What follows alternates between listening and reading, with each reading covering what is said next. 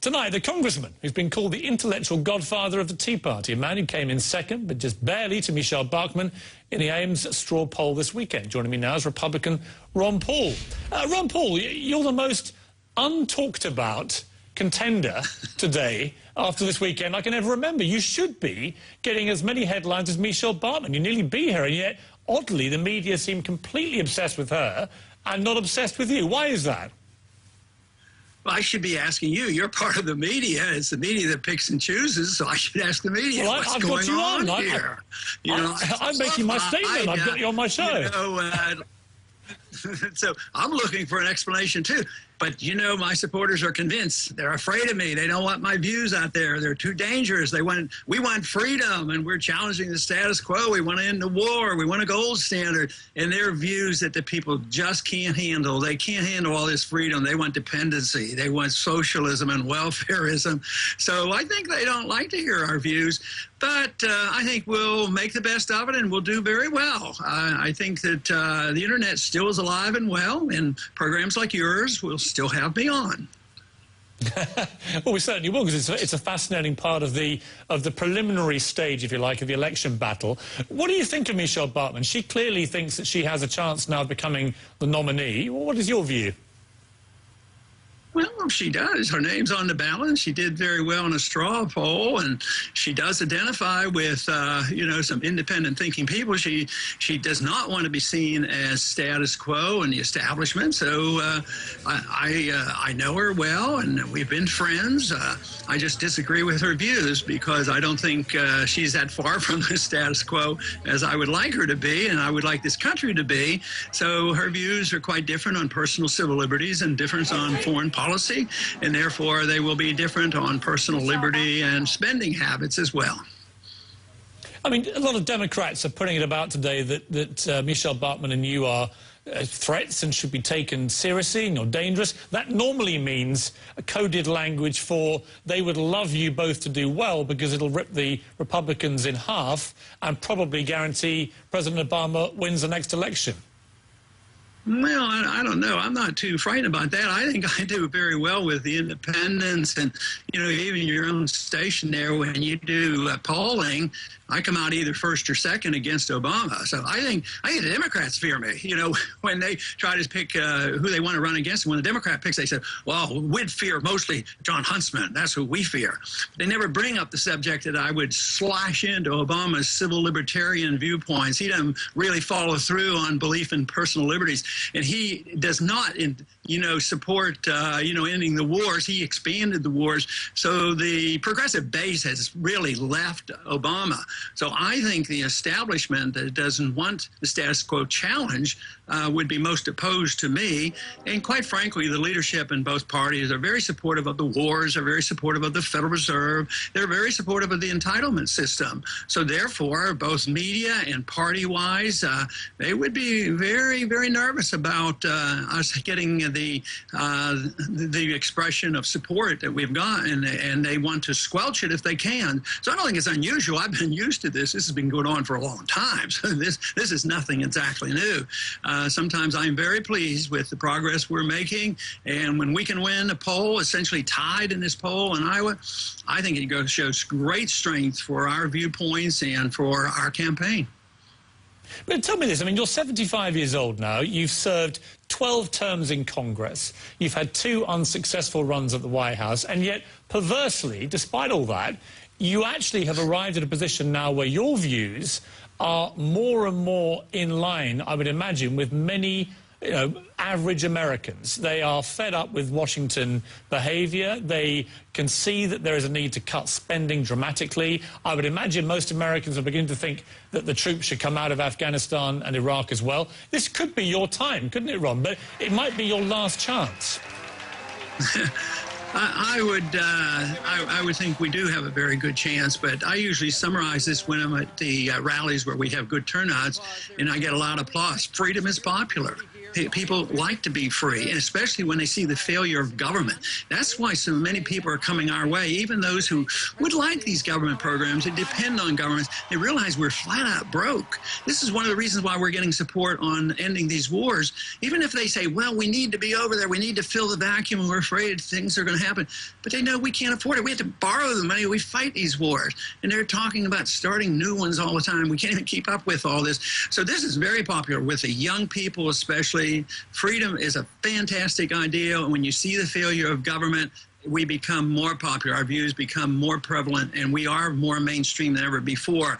And the most magnificent thing is they have understood, you know, exactly how we pay for this. We can't tax enough, we can't borrow enough. So more and more people are understanding the Federal Reserve has something to do with this. Oh, you mean they print this money? The money's not backed by anything? People are shocked. And then when you find out a third of the $15 trillion they pumped into the economy went to foreigners, some of them might have gone even to the British banks for all we know, you know. So no, people are upset because they don't like to see the rich bailed out, the middle class shrunk, and the poor losing their houses. That's what they're fed up about.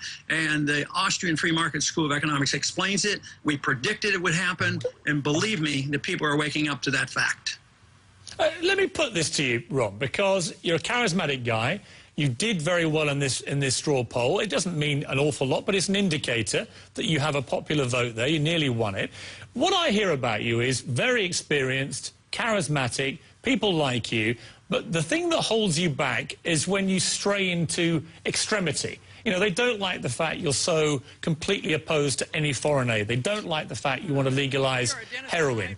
Many people don't like your total intransigence over any tax increase, particularly when you have someone like Warren Buffett saying, come on, hit the super rich harder. People don't like your intransigence over abortion, for example, where you don't believe even if someone is raped that they should be allowed an abortion. Are you prepared at this moment when everyone's wondering which way the Republicans are going to go? Are you prepared on some of these more extreme lines you've taken to soften, to moderate, to, in short, make yourself more electable? Well, why should somebody soften their viewpoint on defending the rule of law and defending the Constitution? That would be foolish. The extremists are in charge. They've been in charge, especially for the last 40 years, since they've been allowed to print money at will. So that's why we've extended ourselves overseas. That's why we have runaway spending with our entitlement system. That's why we have inflation, depression, recessions, and all of these things.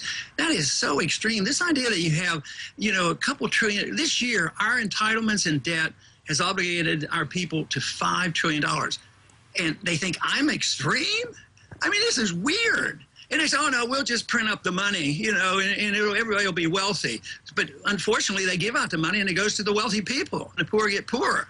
That is weird. That is, you know, well, it's really bad. It's bad economics. It's bad morality. It doesn't conform with our Constitution.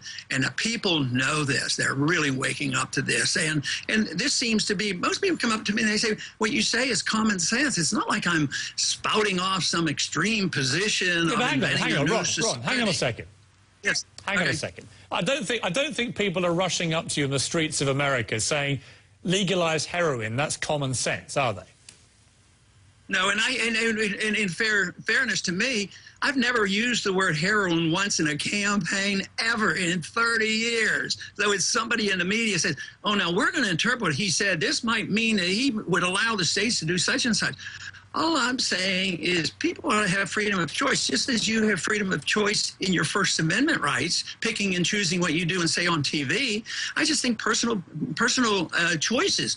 I mean, I usually use the example of personal choices to say, why is it that the federal government comes down with a SWAT team to arrest people who drink raw milk? You know, what has happened in this country? So I never use the drug as an example because I know how people demagogue it. But it is true. You know, there was a time in our history, not too long ago, there were no federal laws against marijuana in 1937 before that. So this is rather new. We've spent $1 trillion on the war on drugs, and it hasn't done one thing except enhance the drug dealers. So this idea, you can take my philosophy, and I'm not accusing you of doing it, but others have, take my philosophy and say, oh, Ron Paul, his philosophy is he's going to legalize heroin. You know, that's a gross distortion. I want to legalize freedom. I want to legalize freedom. Pardon me? If you're such a protagonist for people's choice and freedom of choice, why are you so implacably opposed to same-sex marriage and to any form of abortion under any circumstances? That's not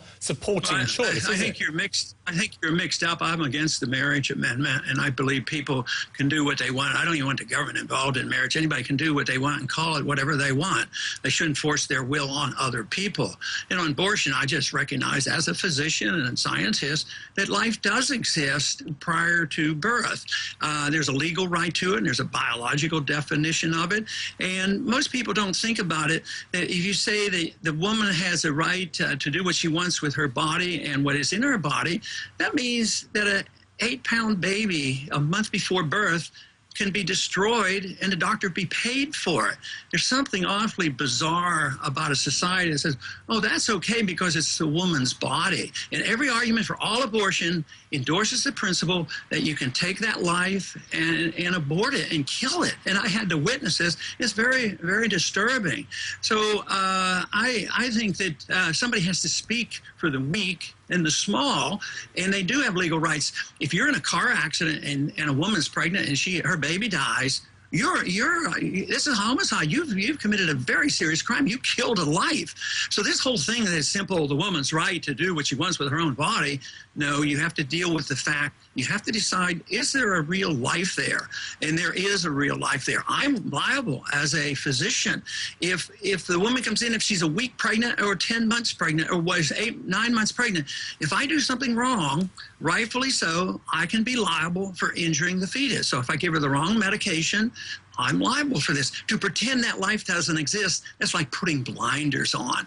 And I don't talk a whole lot about it, but I've made the emphasis the other day that if you truly care about liberty, you have to understand life. Because how can I defend a woman's or any individual's right to lead their own life as they choose and even do dumb things and drink raw milk or whatever they would want to do? At the same time, say that life is not precious and we can throw away a life even if it weighs 8 pounds because it's within the woman's body. I believe in property rights. I believe that a baby in a crib deserves protection, even though I honor property and a house is our castle. But nobody would say, oh, a woman after the baby's born, we can kill it. And today we have all these abortions done, but if a young girl is in a desperate situation and she happens to deliver her baby and kills it, she's arrested immediately. But if she'd have done it a day before, there was no crime and the doctor gets paid money. That even if you just divorce this all from the law and enforcement of law, but morality, our society has to decide whether that's morally right or wrong in dealing with this. I have high respect for life, therefore I have high respect for liberty. Okay, and it's Ron, hard to separate. You've made your point very forcefully. As always, there will be lots of people watching who vehemently disagree with you, but that is the beauty of a democracy, and I appreciate you joining me. Thank you. Good to be with you.